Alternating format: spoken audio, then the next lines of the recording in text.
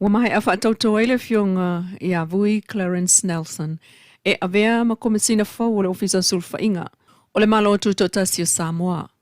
Ma wha maui Tala whaasolpito le Samoa Office of the Ombudsman po le ofisa sulfainga I le asolusu fito yu Leilua o luono. O le whaatautonga na whai le moto le tofilau eti al sana I mulunu uma awai atu I aita o le malo. Sui o whaamsinonga ofisa mtanga aluenga o wala aulia ma sui o ainga. O le whailau tusu le fono na ia whaafeilo I le malu o le tunu una awai. O le whonga whetalai o le maota whaitu la fono a Samoa au apa au mulipola alu te fua mulipola. Na ia whaailoa le sainia e le fionga I le ama malu le malo o tuto tasi o Samoa tui mleli whano vale to aswala o vile lua le whaamau ninga be aivui Clarence Nelson ma komesino sulfa inga mo le ono tausanga. O te tāpā ma le whaaloalo lau a fionga ina ia fio mai le laulau I luma nei mo le whaatinoina o lau tautonga. Ma tautino ai o le komesina fau lona mulmulta I o tula fono ai o le fionga le atuan whaavai I ailan tautonga. O au, Vui Clarence Joseph Nelson, o te tautō I le atua e ona malosi o malapu e whaapea. O le a o tautua le lei ma le whaamaoni. Il malo tuto tasi o Samoa. Masauno fo ile fionga palemia la udel mali to plata I vaule o te plata I vau Forsi Schmidt e to ono na talo sanga mo le Vaifanua lea ma filialo I ai le fionga vui. Na ua fionga le komisina sulfa inga o leo tatu au whanga poto le nei aso. Su I le ula lea Samoa ma lafo atu I o tau au. Awa le tau aveino tiute au ngalwe. O tapu vai tasi ma I o ina uma le kapeneta. O tapu vai tasi fo I ma I o ina le pare mene uma Samoa. I le lafo e talia lo ia, lo filifilia, e avea. Ma komisina sulfa inga o Samoa I le nei ono tausanga. Le fionga le palemia la uli al mali e toa. Ma mamoli e toai ma whaamonianga I le tula I mai ul komsina fau o le ofisa o sulfa inga. Ai nisi o Tala. O lo ofa asolo ai le vai ansole nei maftanga whale o ongo tu manga Australia ma Samoa ala so anya I lea I to mai tau I pesenga po pese o le li William Patano Australia o le whapaanga maletia papata Art Center. O laulo William Patano Australia lana musika wa vea ai mstasi na te whalauloa tu manga alona atunuu mai lo malanga mai I Samoa nei malona tina o stangata tale ni a foi as an artist and storyteller o Delma Baton, ma le sunga ya Isaiah pi Brant Oleli I Samoa. Mai ole afa so ato la to foito mai musika ma faia concerti le stofil vai sonei. Ile afoleono ile fia file Samoa Culture and Art Center I Malifa. Sauno le suyol malo Australia I Samoa Mr. Will Robinson. Ole fianga le ol falaulo Australia le temine I Samoa. Sauno fo le sunga ngal mal manasti festival ole pulio le tia papata Art Center. O le Breath of Country ma le Breath of Ocean e le na o se whaalinga I peonta o lunga. O se avano fo I mo tangata wo yei to mai Australia ma Samoa. E awa o mwhaasoa I to mai musika o le whaasoa o whaamtalanga ma le whaatinongo tū manga I whanua. Ma talo sia e mana tua pea ia maftanga whaapea. Ma whaawawa I lava whaapaanga e whaolaola atua I lava tū manga o lo avea ma mitanga o tātou tangata. Wa vele ma leo le tina talavau o maasalomia I fuala au whaasaina. Ma awala e whaafo ia ne aila na tama lamba e tuatasi. Ewa ai e lona ainga. Lea tali I lea na whaamuli malon tina. Ai o lona tama o lo o ngarwenga whaavai taimi. Peta e o isi ia o itu o soli ngā tu la fono fuala au whaasaina. O le maasalomia ai o mātua ai o lea awhia I fo I o ai a tatau a le whanau.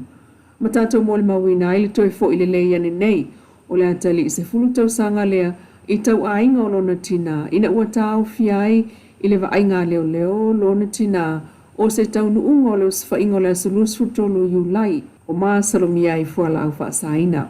Malipotia le tula o le mtanga aruenga leo mai le tolu sfulua tau fia to asfutasi o ila tau tamaita ina la tau avane talu mai le masino unis fuluono ila asalusfu tolu Julai. E o mai nei, o lo o iai lava ainga, o la ngona leo o whaasea I oso whainga nei a leo. Matua ia ele whaate I te iatu o leo ma whana I totonu o lato mauta, e whaatino le lato ngā ruenga. Ai le o lātou ni ainga e whaataua ni whala au whaasaina ma so ona whai ai fua lātou mea tō tino. O le vesa nei wala o e sa vaenga o i lātou le whaamsinonga i mulunuu. Inisi o Tala, o le maliu whaafose iai o le tamātala vau o le whiongo whaalunga i le mai asitaluai, o māsalo mia lo na ainga pena malemo. Peitai, o loo tāo fia leo leo le tino maliu o le tamātala vau le il whale maliu i tua sivi, a o wha ngā solo lātou suesuenga. Ai o tā ua e lona tau ainga no tātou whesilingia. O le fo iane a le tamā lea mai le maumanga i le fiafio le solulu le mai asitaluai, a solua sfulu o iulai, na ta pena le tau singa o le fiafi. O le whaalifu tu ulo i le whale, ai whaatonu lon to lua e sa e wane whatu koko, mō se iputia o na mātua, ai se i alue tā ele, mō se tama ia, ma o na mātua o le fiafi, e māsani ai lava. Peita i e te ane le se fulu i le apo e le i fo i ane lava, ma o ai loa mātua e whaatali, tā ane le sfulu tasi e le ai, o so maisa veli ma so fo i le alo ma le timu. Tā le se fulu lua i le po e le i fo i ane lava, ma amata i lona popole mātua matapa i se fisosani e sa ili. Aina whaato a maua i le aso na so ailo na tino, ua maliu, i ngāta iano le whiongo vaisala, pe o na tā uailo na tau ainga. I whaamaumaunga o le tala i le tai i le awhiawhio le solulu luasulua iulai, na pē i le tau le valu le pō. O le tala o le tau i le lima i le awhiawhio le aso la valea, o le ngāta i whale, le ana tauane ai o aua sa vili feo lolo le malosi o le matau polu o lo uftia i pea Samoa mafua ai le whaititia o winga sou ma le ngā luau o ngā sami o le tunu.